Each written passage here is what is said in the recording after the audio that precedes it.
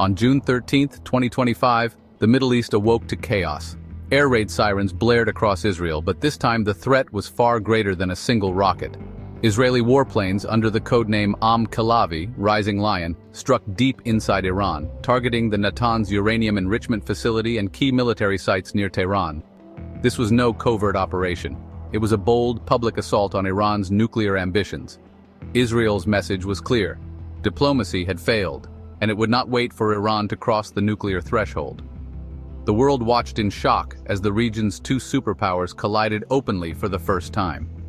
Israel declared a state of emergency, sealing its airspace and bracing for retaliation. In Iran, the scale of destruction was impossible to hide, despite initial denials. The operation's name, Khalavi, a nation like a lion, signaled Israel's resolve to act alone if necessary. Officials claimed Iran was on the verge of producing multiple nuclear weapons, forcing Israel's hand. Years of shadow warfare had erupted into open conflict, with Israel betting that a decisive strike could reset the balance, even at the risk of a regional war. The world now faced a terrifying new reality. The Middle East was on the brink of a wider conflict. The question was no longer if, but how far the flames would spread. Operation Khalavi was the result of years of failed diplomacy and mounting threats. Nuclear talks had stalled, and Iran's supreme leader rejected the latest U.S. proposals. Israeli intelligence warned that Iran had enough enriched uranium for multiple bombs, an imminent danger, not a distant one. Iran's air defenses, weakened by previous Israeli strikes, offered a rare window of opportunity. Meanwhile, Iran's proxies grew bolder. Houthi missiles targeted Israel, and Hezbollah's drones caused deadly attacks.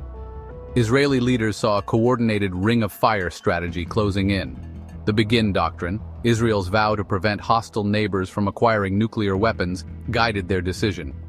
With the expiration of key UN sanctions looming, time was running out. For Israel, the choice was stark: strike now or accept a nuclear-armed Iran. They chose to act, hoping to buy time and shift the strategic equation. The world would soon feel the consequences. Operation Khalavi showcased Israel's military prowess. Dozens of jets evaded Iranian defenses, striking nuclear sites and IRGC bases with precision. In Israel, emergency measures were swift: schools closed, airspace sealed, and missile defenses on high alert. The public braced for retaliation, knowing the danger was far from over. The U.S. quickly distanced itself, denying involvement but moving to protect its forces and assets in the region.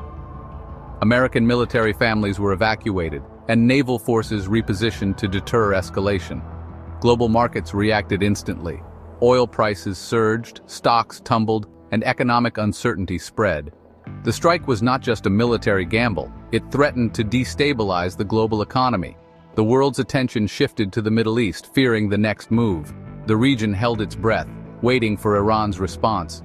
The risk of a wider war had never been higher. Iran's response was swift and defiant. Tehran abandoned all nuclear restrictions, vowing to enrich uranium to near weapons grade at secret sites. The IRGC launched military drills, showcasing missile power and warning of strikes against Israel and U.S. bases. Iran's rhetoric promised a response that would reverberate far beyond the battlefield.